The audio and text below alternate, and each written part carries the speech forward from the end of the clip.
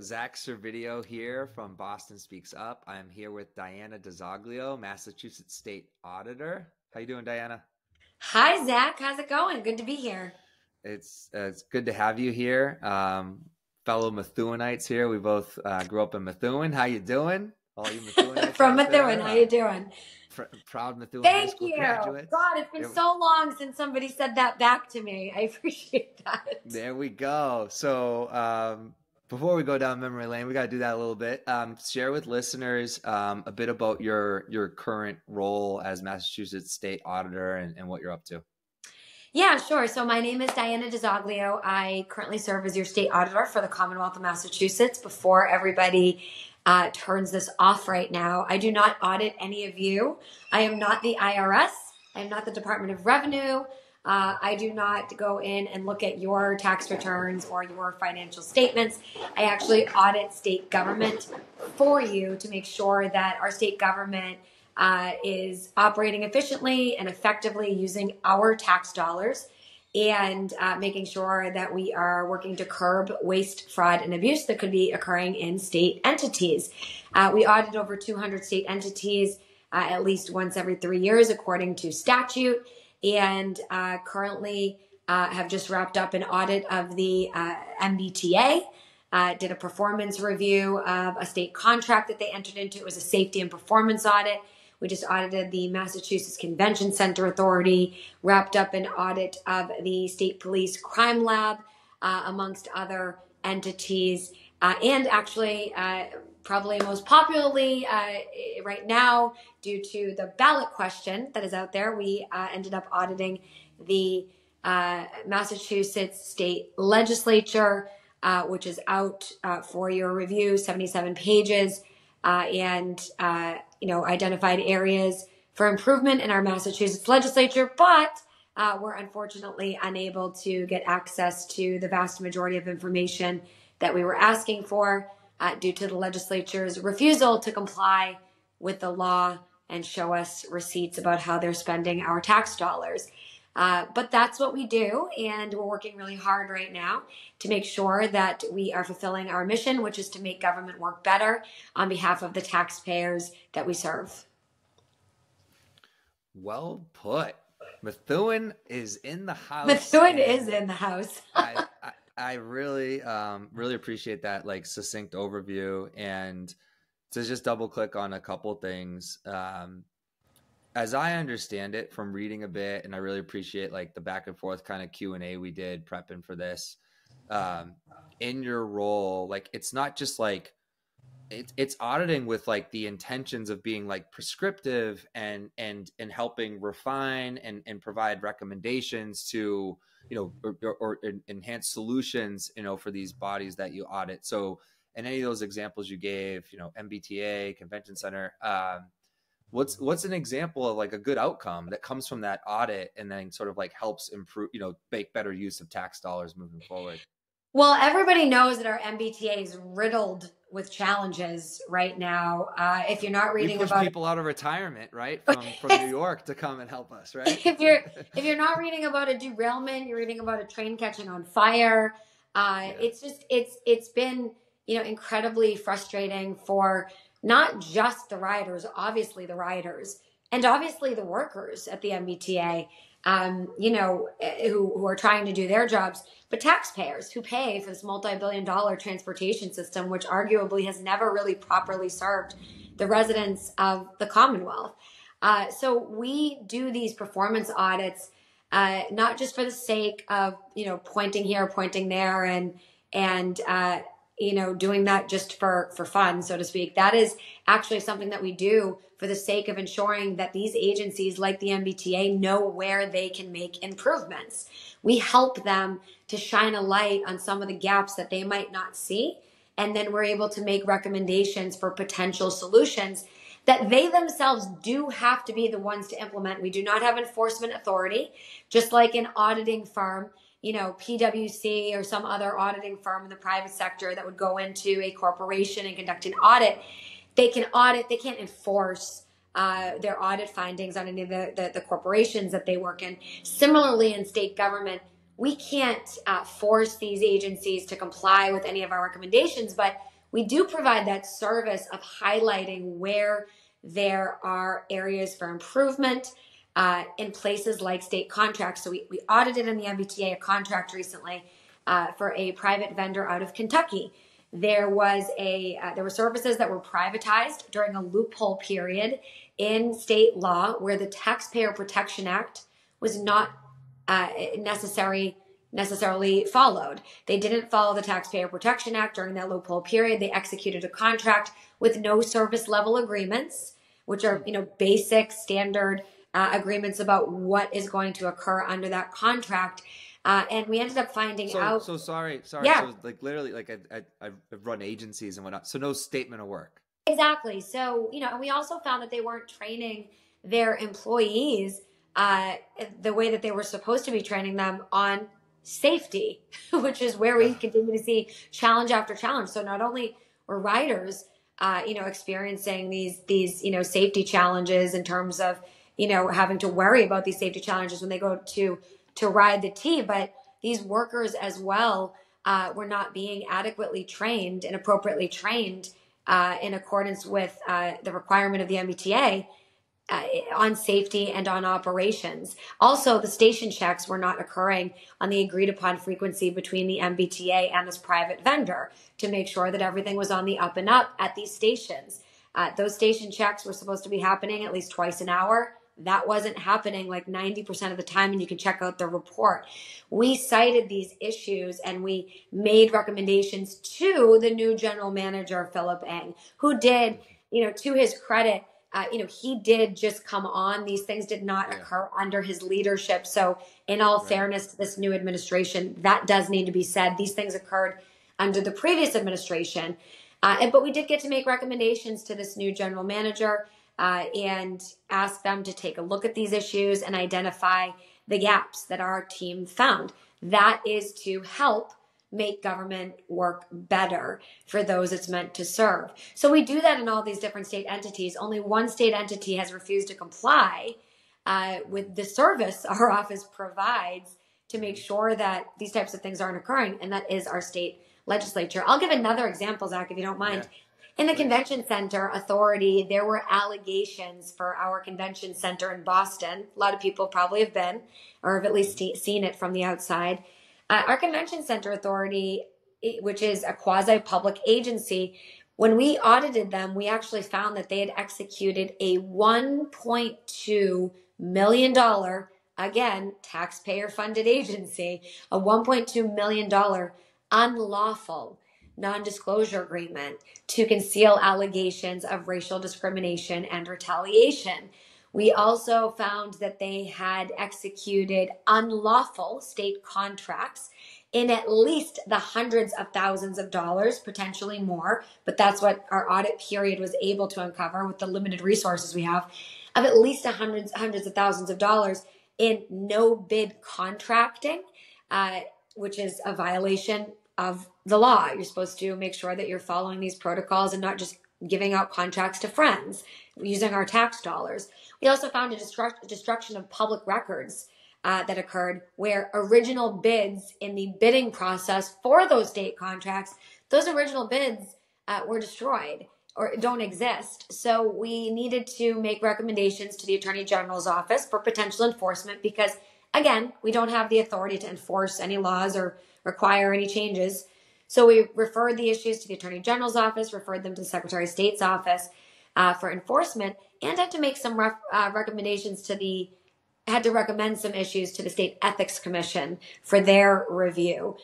So we were able to identify some concerns under the previous administration, the new interim director over there, because remember, we are transitioning from still in these audits, the previous gubernatorial administration and this new one.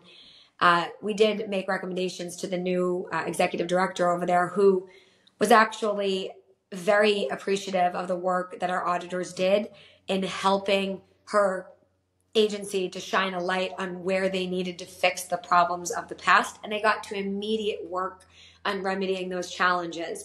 So again, we're there to make government work better. And if any entity is so dead set on preventing auditors from coming in and looking at the books, the processes and procedures, and whether or not things were done in a lawful manner, it's very concerning. It's very, very concerning if anybody wants to hide financial receipts or contracts that are publicly funded from the public. And that's all our office does. Our office conducts reports and audits, and then we make public whatever we find.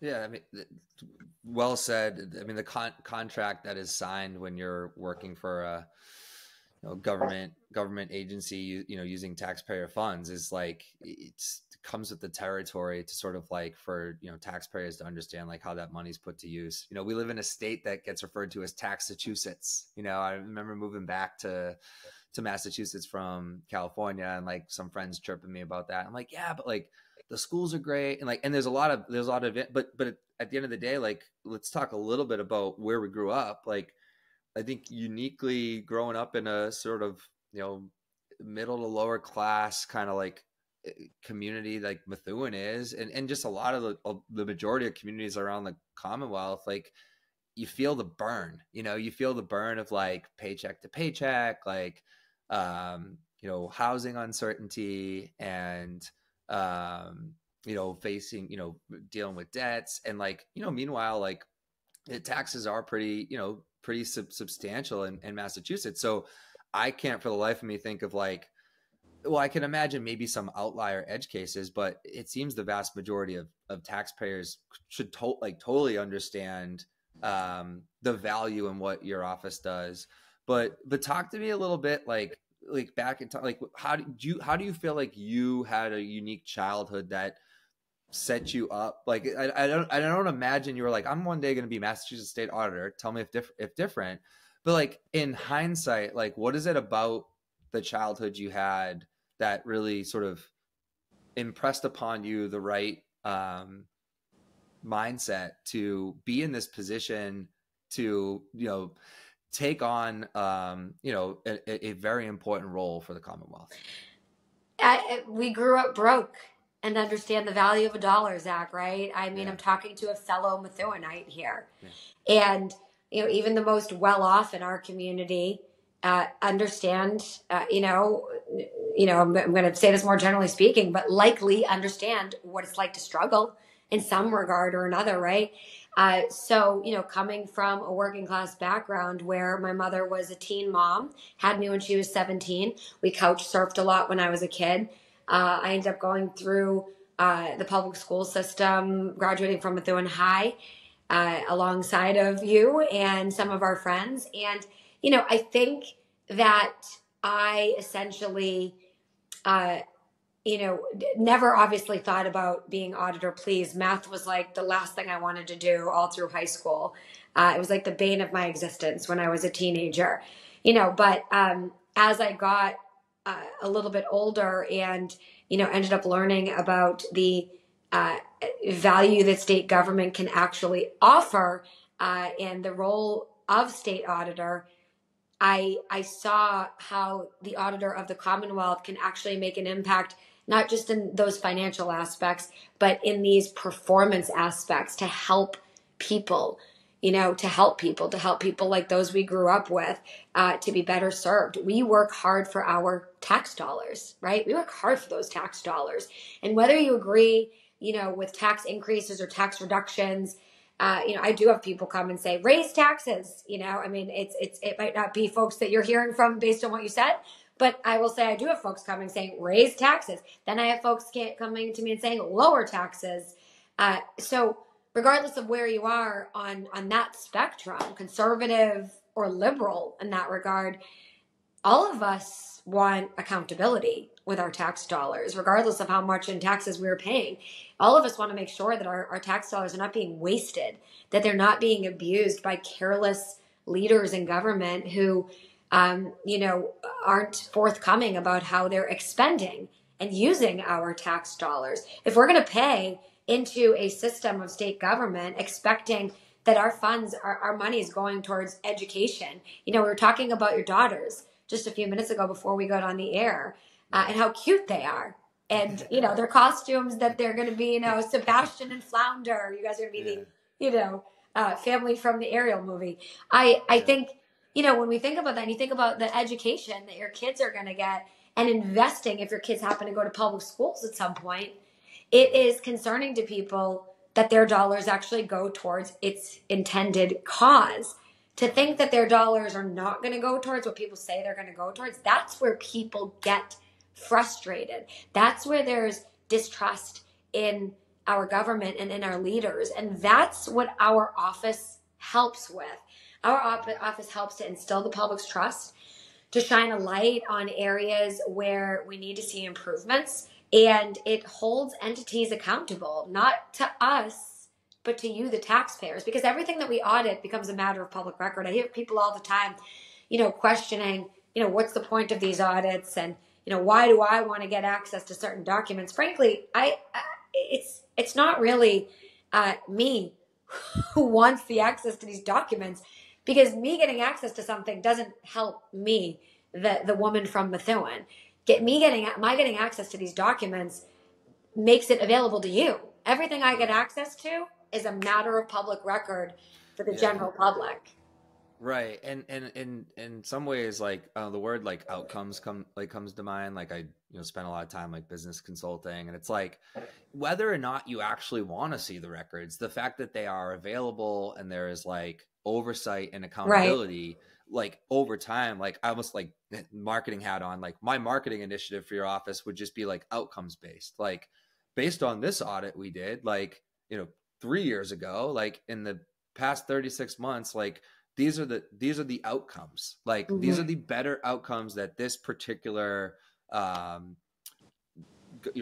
government station like sort of has produced in the last 3 years, because we sort of opened the kimono on what was going on, and there were some refinements made, and now there's X percentage better outcomes happening in schools here, and I think if outcome, it's all about outcomes, like in it's a down economy right now, and it's funny because being the poor kid from Methuen, like it's so fun. Like I graduated in 2007, right into the 2008 financial crisis, which was like, I already know what it's like to have my back against the wall. It's like, then it's 2008. It's like, you have to help you have to help an organization make more money than you cost, or you're not going to have a job. Everyone in 2023 and in 2024, it's been like, oh, performance is coming for everyone in business. You have to be all about performance and outcomes. Me and my buddy from Methuen, who I have my businesses with, we're like, what's everyone fucking talking about? How is it not always the case? How are you not always just looking to deliver outcomes, right? Otherwise, like, what are you doing? Like, otherwise, like, if you're just doing things for like no specific like positive outcome, like you have to, there is, without growth, like there is like what's the point, right? If you're stagnant, like you might as well not be doing anything, and you certainly shouldn't be paid for it, right? So I don't know, that's like a little bit of an outcomes rant, but I just find it, so put that aside actually for a second. What the fuck's going on with the Massachusetts state legislature? Like what, like I'll say it, like I've followed the news all year. I've reached out to you probably in like April, May, and wanted to purposefully wait, not knowing you'd do your walk across the state and all that you've done to raise question one. I had the instincts, right? I was like, oh, there's my girl from Methuen, like doing her thing, like so proud to see what Diana DiZoglio is doing. Really cool. Reached out to you on LinkedIn. Like you're always really thoughtful, like wishing happy birthdays and stuff. And I was like, hey, we got to have you on the podcast. And you put me in touch with Andrew on your team. And I said to Andrew, I was like, definitely doing this, but doing this closer to November, because I just know it will be a more impactful conversation ahead of voting. And then what's unfolded between May and now has been really interesting. So I'd love for you to kind of like read some listeners in. We have a younger audience too. Maybe they're catching up, getting ready to vote on the 5th. Super Tuesday is right around the corner. We're going to get this podcast out the week right before it. We're chatting, days before, week before Halloween. What the hell's been going on this year? Talk about the battle that you're having to just do your fucking job, and talk about too, like how much more skeptical you are at this point, and what your hypothesis is on some of the maybe even on some of the findings that you anticipate discovering when ultimately the right thing should be done, which is you getting access to materials to do your job. Honestly, Zach, it is absurd what is going on in the legislature right now. And I think most people are going to call legislative leaders on their BS at the polls on November 5th. They're claiming that they're exempt from audits, just like they claim exemptions from pretty much all other forms of accountability, such as public records laws, open meeting laws, all the laws that they require that everybody else follow, but exempt themselves from as the true leaders that they are.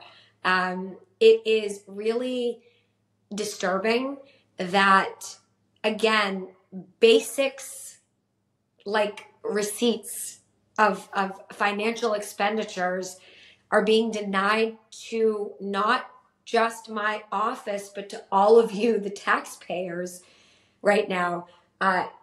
It's hugely concerning. And we keep hearing these unbelievably bogus arguments from people who are really full of themselves in referring to themselves constantly as the experts and the scholars on these issues, when none of them are auditors.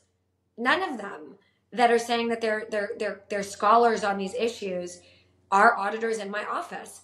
And we follow government auditing standards like any other entity. We've worked with the Government Accountability Office, who oversees, essentially through our reviews, what we do to make sure that we're doing things in alignment with the standards.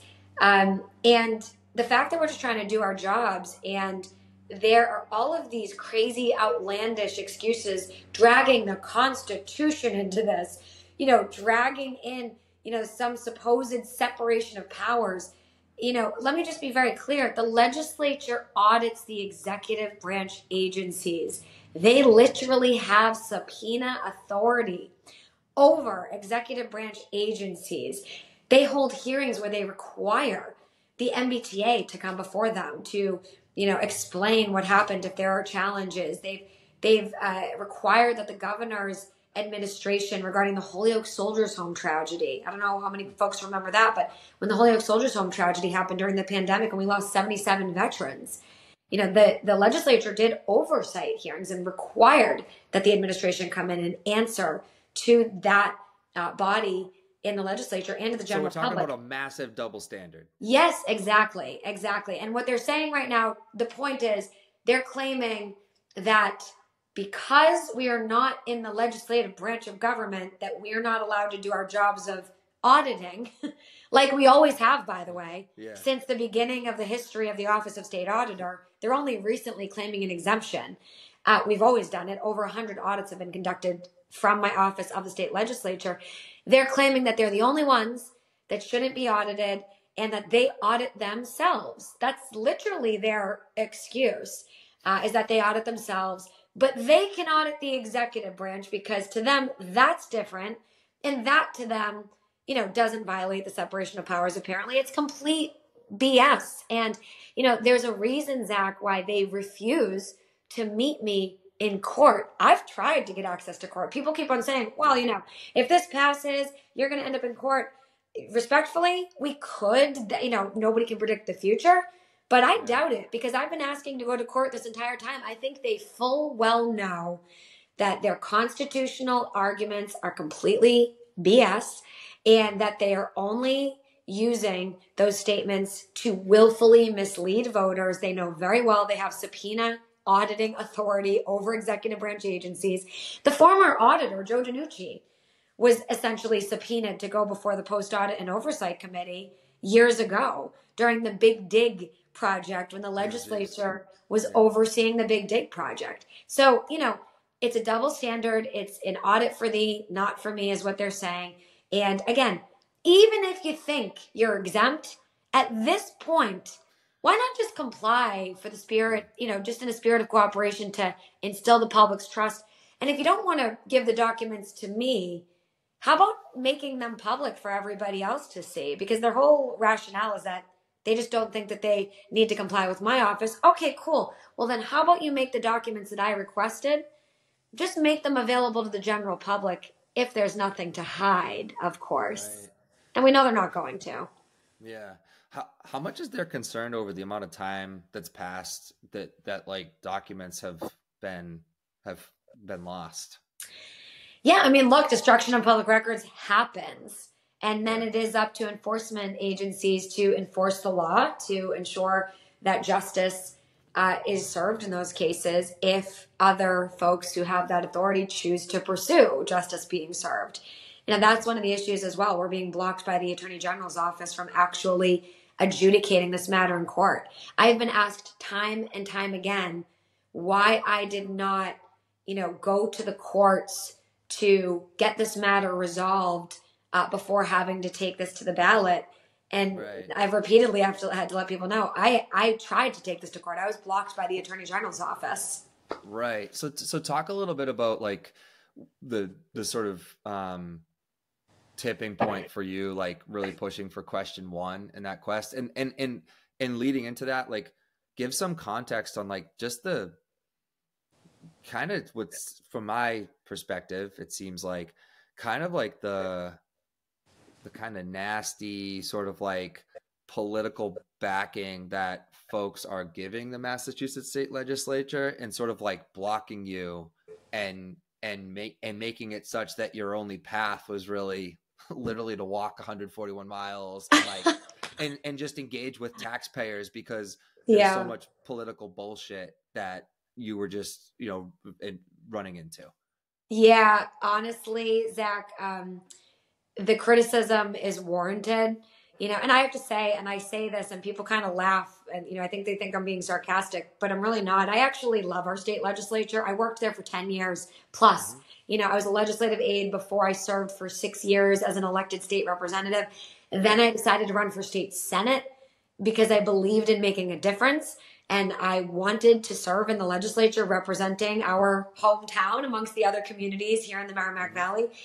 And I loved the opportunity to serve, and I actually love our legislature. But our legislature is broken when it comes to these transparency and accountability issues and the top-down style of governance.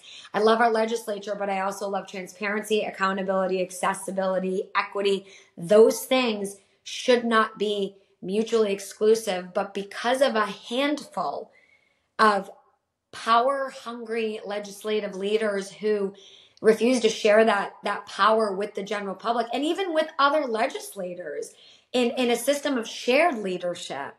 The legislature is dysfunctional. There are a lot of good legislators that I actually am out campaigning for, and have been campaigning for in recent weeks. I've been driving around the state of Massachusetts to help get some of my colleagues reelected or work to elect for the first time people that I believe in.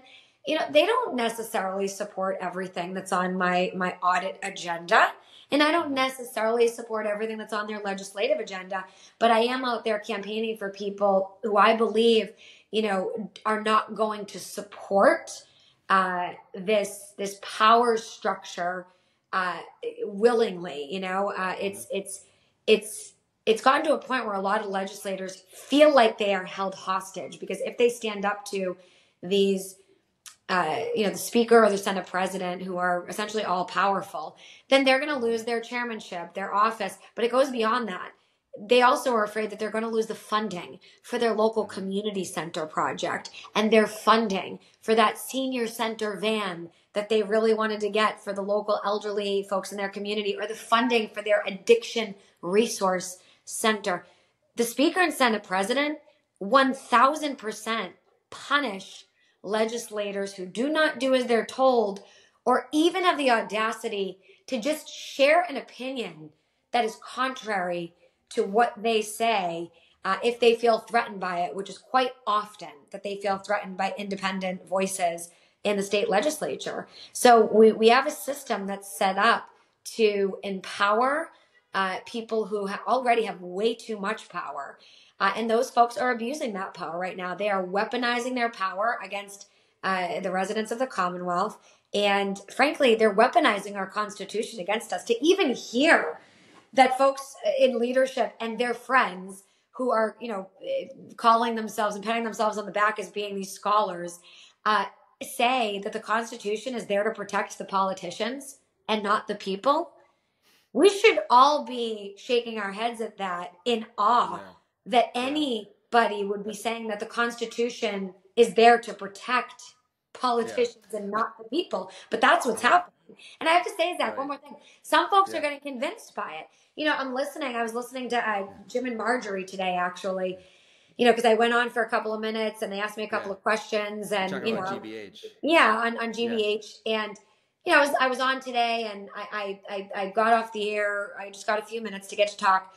And a couple of folks were saying, well, that they support the intent, but that they're concerned about the constitutionality because these, supposed smart people, which are trying to convince us that they're smarter than us, are telling us that they know better and that, even though we think it's a good idea to get access to these financial receipts regarding what's happening with our tax dollars, that the Constitution is there to protect these politicians from having to give us access to this information. And I was listening to people's fears being expressed about how, oh, well, we wouldn't want to violate the Constitution, as though it's there to protect the State House and not the rest of us. So it's interesting to see how these leaders, these supposed, and I say that lightly, these authorities of Beacon Hill are weaponizing our own protective Constitution against working families and trying to use it to tell us we don't deserve access to what's happening. Right. Yeah, you could call it interesting. I call it oxymoronic to make that statement. And I can imagine some folks from the 18th century rolling over in their graves right now at this like shit show. For listeners and just quick overview, what is question one? And sort of what are people voting for? Yeah. Yeah. So thanks for asking. Question one would bring on the sun. Sunlight's the best disinfectant. So please remember, vote yes on one, bring on the sun. Yes on one, bring on the sun. I'm going to say it again. We are seeking through question one to ensure that the authority of my office to do our jobs and conduct audits of the state legislature, that's codified in statute. Right now, the statute already says that my office is to audit all departments and accounts in state government. But the legislature is saying that they don't believe that is inclusive of them. They say, well, they're not part of the executive branch agencies. And I remind them it says all, and all means all. And under the Constitution, they are referred to as a legislative department. And it says all departments. Furthermore, we audit the judiciary. Furthermore, we've conducted over 100 audits of the state legislature since 1849. It's only been since the 90s that they have started to exempt themselves from having to abide by the law by just refusing to cooperate. We've always done this. There's clear precedent that this has occurred. Furthermore, they audit the executive branch. So their arguments are bogus. If there was a separation of supposed powers, then by their own reference to that phrase, they wouldn't be able to audit executive branch agencies. So, trust but verify, folks. There's a reason why they're claiming constitutional issues, but yet refusing to see us in court, where I have made crystal clear, I'm happy to go. Let's go to court. Let's talk about this if you want to talk about it. They're not interested. They're just interested in putting misleading arguments out there to try to willfully distort the message and weaponize the Constitution to protect themselves. Right. So vote yes on one. Yes on one. Bring on the sun. Is that what we're saying? Sunlight's the best disinfectant. Sunlight's the best disinfectant. There we go. Bring on that sun. I love that sunshine. Bring it on. That's the reason, Zach, why I was wearing bright yellow across the state when I was trying to get, in theme here. You're a marketing person. You know better than I do. But we were trying to stay on theme. I wore yellow. It was good. And a bright yellow sign to signal sunlight. Yeah. So that's a lot of so you walked 141 miles in how many days? How many miles a day? And what was your biggest mileage day? Yeah. So I don't actually know I think the biggest mileage day was probably when I walked into and through Westfield with Westfield Mayor Mike McCabe. A lot of mayors are supporting this. Steph Servideo, graduate of Westfield State University. Hey girl, hey, I love it. Say hello. That's great. Yeah. So I walked by Westfield State actually Nice, on my nice walk, campus. gave a little wave, and took a picture next to the bridge there when I was walking past that the next morning actually. But Cool, that was a 20 plus mile day that day, cool. and I think it was I want to say between 14 to 21 miles depending on the day. We got a little off course because of Route 20. I had a volunteer who was very gracious, to give me any of their time. Do a quick Google map, walking map of back roads. But unfortunately, with limited time to plan all of this, we didn't get to go out and do a preemptive, drive through. So when I was walking through Worcester, the Worcester area, I should say, Auburn and the Worcester area, we hit Route 20. And it was like road construction. There was no shoulder to walk over. So we had to shift over to downtown Worcester. It ended up working out, but it was interesting. It was challenging, and it was really fun. We got to Yeah, meet so many people from across the state who came right. out, beeping their horns, waving, giving thumbs up. A lot of local elected officials walked with us to support the cause because they themselves are subject to the public records laws. That's why you'll see a lot of city councilors, school committee members, mayors going to vote for this, expressing their support for this, because it's only the legislators that are Yeah, exempting themselves from literally any accountability regarding what's happening behind those closed doors. So it's time for change. We have the opportunity to flip the status quo on its head in yeah, certain areas right now. And this is not going to solve all the problems up on Beacon Hill. Zach, to your point about all yeah, the stories that you've read about the legislature, yeah, I served in the yeah, legislature, like I said. There are a yeah, lot of challenges in the yeah, legislature due to that toxic, top-down, yeah, authoritarian regime style of governance. But this will give us access at least to some of the documents yeah. that taxpayers want. I'll just say this on your perspective on the legislature, having worked there and having the knowledge that I've been able to consume at sort of like at times like the not so kind treatment that they've had specifically towards you. Like I'll say they can go fuck themselves, but I think it's really cool that you have so much like humility about you and mindfulness that like you still give them so much respect, which is ultimately the power you have over folks there. I want to And jump in here. they know it. I think it's important to say, Zach, and thank you. Yeah. I do a lot of meditating to try to keep I was going to keep ask you about calm. that next. What hobbies do you do to just I'm like stay zen walking during around. all The this? walks are for a reason. Do you ever It's gonna sing like you clear did the in the old cobwebs. days?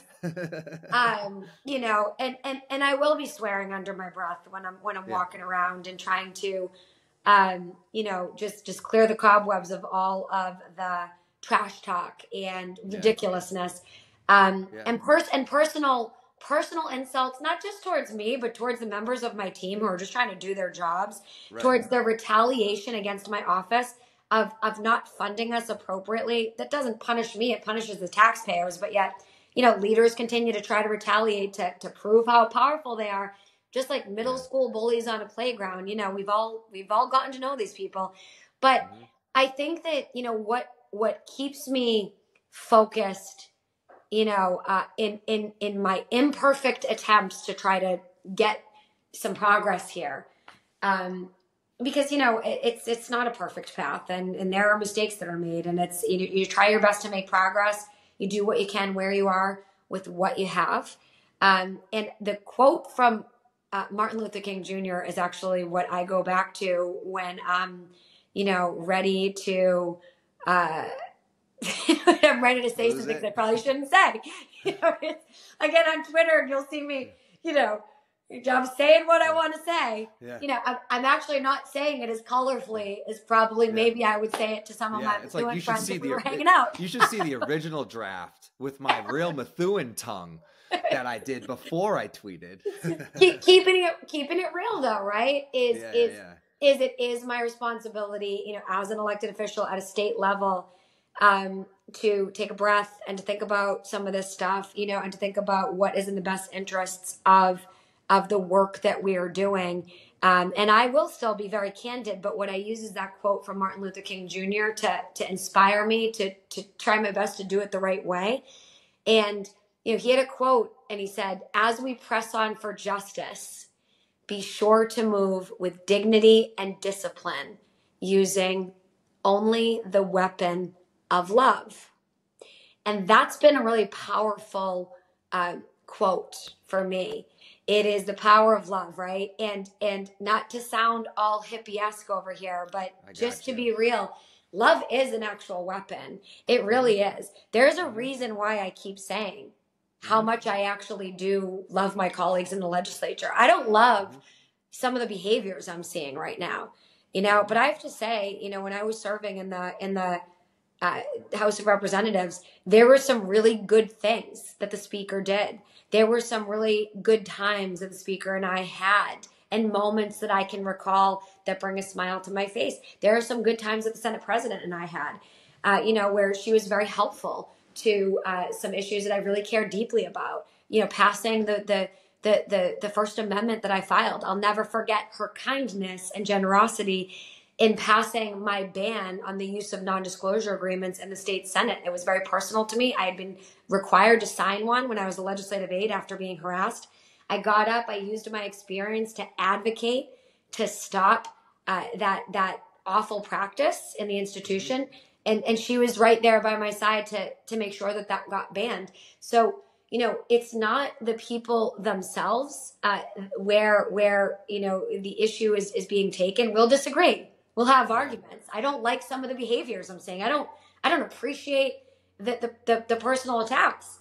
And I'm going to be real about that and call that out and say how I feel and set my boundaries, right? But it is important to realize that you can set boundaries and you can stand up for yourself and for what you believe in, and also simultaneously have love for these people and have love for the other work that they're doing that's really good, and the institution itself. There are processes that need to be fixed. You run for office to make a difference, so if you're standing up for yourself, what are you doing? If you're not standing up for your district, what are you doing? Right. And I'd be remiss not to go back to call out the fact that they don't know who they're messing with. Cause you're uniquely equipped for this. You had a teen mom, couch surfing, some housing uncertainty. You've dealt with life. You've had and you've dealt with far more severe situations than and not to say that it is not a significant or severe, but life, being, having a roof over your head, feeling safe, I don't know, just you felt the burn, from a young age. And I was talking about this again, last night because I was out for dinner with my business partner, and again, we've known each other since 3 years old, Methuen guys, and it's why we're so good at what we do, because we just. And a part of what we're good at doing is reconciling conflicts. So it's we've dealt with the most ridiculous personal shit, this business or corporate or government theater. I call it all theater. It's it's funny. I kind of laugh, and I do have we throw love at it too. When I graduated, I went to Boston University, and I've told the story a few times, but I get the book for college communication graduates, and it has a smiley face on it, and it just says the power of nice. And similar to what you said, nice, kindness, the power of nice, love, that is a weapon. That is a power. If you can lead with that in all situations, it's The Secret. You've probably read The Secret. It goes around, comes around positively. If you're just putting good out, even in the face of negative energy, if you put positive at it. And I'm with you. It's not crunchy. That's how a lot of the successful people that I've met on either coast around the world, they actually all similarly have that mindset. And I think in a lot of ways, that's a silver lining to our upbringing, because I think we had a leg up on that. Yeah, I'm going to say, Zach, well, thank you. First and foremost, just I appreciate the you let me know that I'm not alone on that front on this call. Yeah. I have people kind of look at me where are your crystals? And I'm oh, let me go get them. They're over here in the background. But I will say, Do you want to meditate with me right now? I know, exactly right. Yeah. I do walking meditations better. Yeah. I get a little antsy. I got to go out into the woods and do my grounding and go breathe in the wonderful fresh air from the trees blowing. But I will say that look, I appreciate you talking about just like our upbringing, and I say our because clearly there are some similarities here, but you know. I hear the folks that are fighting back against some of the work that we try to do constantly, just arrogantly talking about themselves as though they know all and as though they couldn't possibly be wrong. That they couldn't possibly be wrong. That to me is really concerning because to your point, Zach, when you grew up, kind of in uncertain times and questioning your life and yourself, you always battle sort of this imposter syndrome, right? 100%. Where Still even if you do know what you're talking about, you always question yourself, right? You're like, wait a minute, maybe I could be wrong, maybe I might not be wrong. So you always kind of leave yourself a little bit of room for improvement or constructive critique to be able to receive feedback on maybe some of your theories that might need some further analysis. It's problematic, I think, when you hear people who are so unbelievably dead set that anybody that disagrees with any part of what they said is just wrong because they're smarter than all of us. Apparently, they're so smart that they don't even want us to be able to go to court to let a judge adjudicate this matter in the justice system that exists, so that there can be impartial hearings on where there are disagreements between their opinion and our opinion, because there are different opinions. We can all admit that. It's my opinion, and I stand strong on that and stay true to what my opinion, my legal opinion is, that our office has the clear statutory authority and constitutional right to be able to perform our duties as we have always done repeatedly throughout history. If there's a disagreement on that, we understand that there's a disagreement on that. Why won't you go to court with us right now to adjudicate that matter? Why just look back at the entire Commonwealth of Massachusetts and say, no, you're all wrong, we're all smarter, and nobody else is allowed to analyze this in a court of law? So that's concerning. And I think it's important to say, these folks who talk constantly about their scholarliness to try to convince people that, oh, if you're smart like us, you'll vote against your own access to documents. That's what they're trying to do. They're trying to convince people they're playing on people's fears that they're not smart enough and that these are the smart people. And if you want to be smart, you're going to vote like they're voting against your own ability to get access. They're using their degrees and their titles as a crutch for bad arguments. Zach, I don't go around telling everyone every time I advocate for the ballot question. I went to Wellesley. I went to the same college as Hillary Clinton and Madeleine Albright, so you should believe me. That's not why you should believe me. You shouldn't believe me. It's not about flashing credentials. It's you don't need to go to get your degree to know that it's immoral and unethical that politicians don't want to tell you how they're spending our tax dollars. I mean, you don't even need a high school diploma to be able to understand that, to be honest with you. So you don't need a high school diploma to know what's right, what's fair, what's reasonable. Right. So, they are playing on,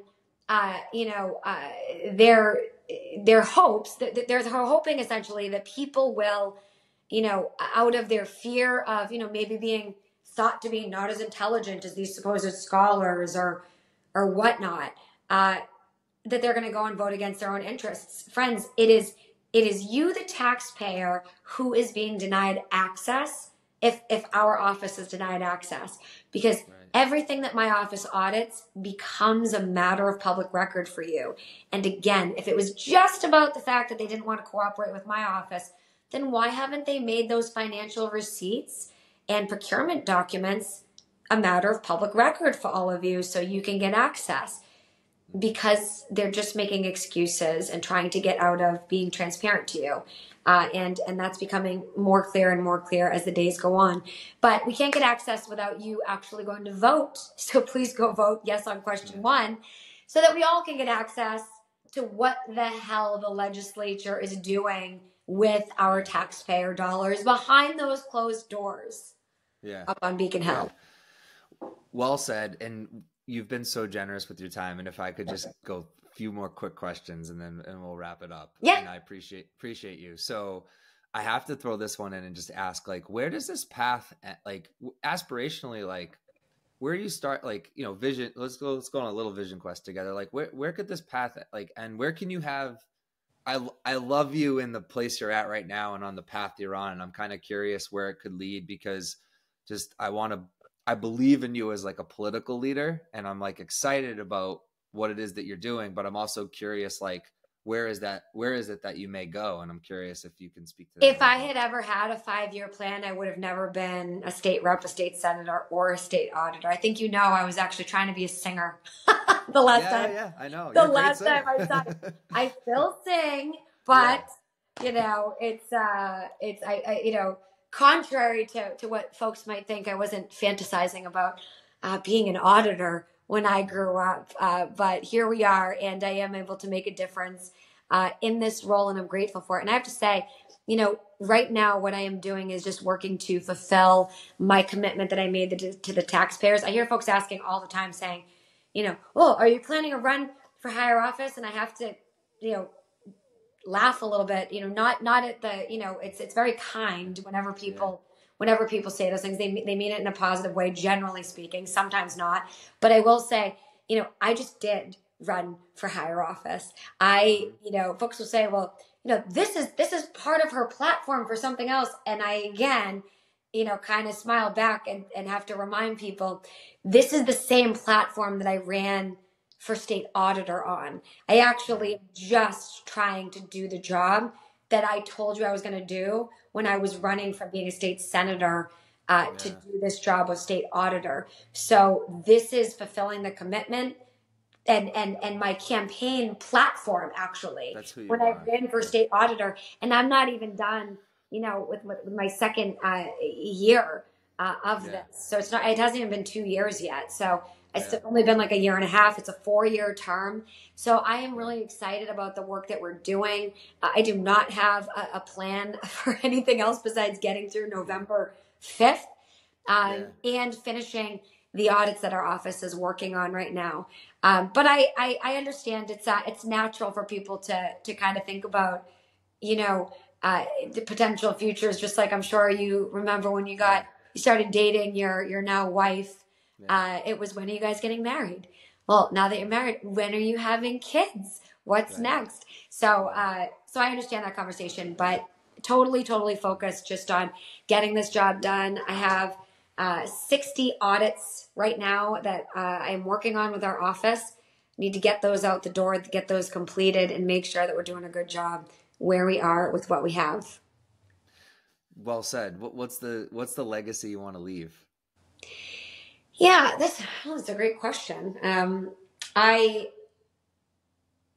I'm focused on being present right now and making sure that I wake up each morning, giving each day my best. I am definitely my own worst critic. I have a lot of critics out there, which is just the way it is. But I think my focus right now, which is more than, you know, probably not, you know, going to answer your question about legacy. I don't really think much about legacy, but I do think about making sure that I am putting my best foot forward on a daily basis, whatever that may be. Some days I feel stronger than others. Some days I wake up ready to go and ready to crush, you know, the work ahead. Other days I wake up demoralized, just to be real. And I kind of ask myself why we're even doing this. I mean, if we're being fully transparent here, right? You know, and I do the same as most other humans do. And I ask, what's the point? You know, but then I get together with myself and make sure that, you know, I create that space to remind myself whether it's by connecting with myself, connecting with others, and finding that encouragement in whatever ways I need to, whether it be via podcasts or, leadership books that can encourage, or just, to be real, like scrolling on Instagram and seeing those positive, affirmative, videos that, you might just need just to give you a little boost. And I do my ice baths as well, as people might not know. I do have an ice bath in my basement that will kind of give me that jolt and refresher and get me focused. But being present, making sure that I'm giving my best every day, and trying to make sure that I fail forward. Failing forward is really important. If one day ends up being really messed up, and doesn't go the way I want to, or I'm feeling discouraged, or, just demoralized about what's going on, making sure that I get that rest, get reconnected, and wake up the next day realizing that the sun will come up tomorrow and we're still here. I'm breathing another day for a reason. We're all here another day for a reason. Let's all try to fulfill our purpose, right? Whatever that is, whatever our purpose is, and trying to contribute to the greater good. Whatever we feel in our heart is that mission. So connecting with that mission has been really important to me, and pushing through that struggle to make sure that I stay connected with it. Right on. Final question. We do this with everyone like that we have on Boston Speaks Up. What's a challenge you have for listeners and for readers? So I know that I wrote a challenge for you to contact your state legislators, please, and make sure that they're aware of how you feel about this. My challenge is to go and vote for positive change, at the ballot box, and to know that your vote and your voice does count. I hear so many people feeling disenfranchised, thinking that leaders are not listening to them, that they don't hear them. Look, that is true of some elected officials who are disengaged, but there are a lot of good people out there who are imperfectly trying to make a positive difference. Make sure you're doing your part, whatever that is. I believe that part of making an impact in ensuring that we have a healthy place to live, a healthy environment to live in, is to go and make your voice heard at the ballot box. However you're voting, I definitely am going to be voting my conscience at the ballot box. I encourage you to do the same and to know that your voice does count, especially when it comes to ballot questions, local legislative races for your state reps and state senators. I defeated a 14-year incumbent. Nobody thought it could be done, but I dragged out everybody I knew from my hometown. And because, people believed, we were able to flip that seat, right? You can make a difference. Elections sometimes can be flipped just even on one vote. And even if you're a little disenchanted with folks on the political scene right now, there are issues of concern. There are ballot questions talking about legalization of psychedelics, whether MCAS is going to count as a graduation requirement, all these different things that are important issues in our communities for all of us, I believe. So let your voice be heard. That's my challenge. Go vote. I love it. No, that's great. And to weave a few of the things we talked about here, especially in this last part of the conversation, like life isn't always sunshine and roses, but sunshine is a great disinfectant, and therefore vote yes on question 1. Bring some sunlight to the state. Bring some sunlight. Let's try to make a difference. It's important that we try and that we give it our best. We can never guarantee the outcome. Working really hard without being so attached to the outcome, I think, is really important. Regardless of what the outcome is or isn't, is out of our control. But, fighting for what we believe is the right thing to do, that is something that we can help and control. So let's do our part and do our best. Diana, thanks for being so present with me today, because you have so much going on.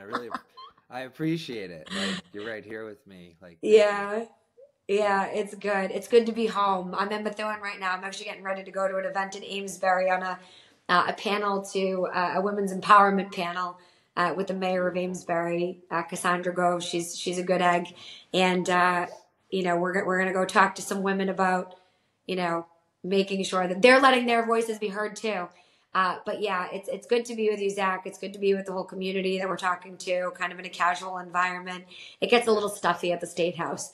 It's just going to be real. I was excited not to have the blazer, Right in on. the blazer working today. Yeah. But Yeah. yeah, This I'll is. see you soon. Take I care, will. and Thank thanks for you. having me on. And Sure. have send us pictures of Halloween. We want I to see. will. Yeah. Zach's gonna be King Triton, y'all, and his wife's There gonna we be go. Ariel. Yeah. I can't wait to And see it. we'll give Boston a nice cheers. Cheers, Boston. Cheers.